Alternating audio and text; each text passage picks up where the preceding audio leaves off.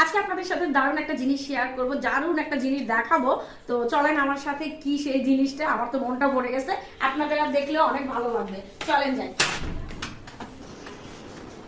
অন্ধকার দেখা যায় না? ভালোই ভালো আছে। টানটানা! মাশাআল্লাহ মাশাআল্লাহ, অনেকগুলো বেগুন আছে। তারপর সবচেয়ে মজার জিনিস হচ্ছে এই দেখো দেখো কত বড় লাল লাল পড়ে গেল রে।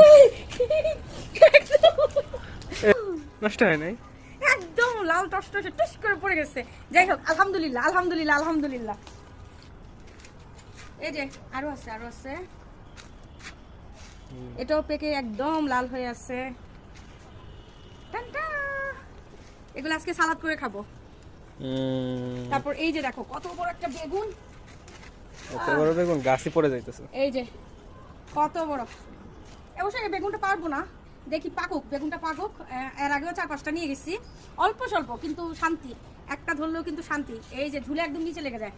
আর ওই ছোট বেগুনগুলো পেরে নিয়ে যাব, ছোট বেগুনগুলোর দরকার নাই, ছোট বেগুনগুলো পেরে নিয়ে যাবো। ও কিউট। হ্যাঁ মাশাআল্লাহ।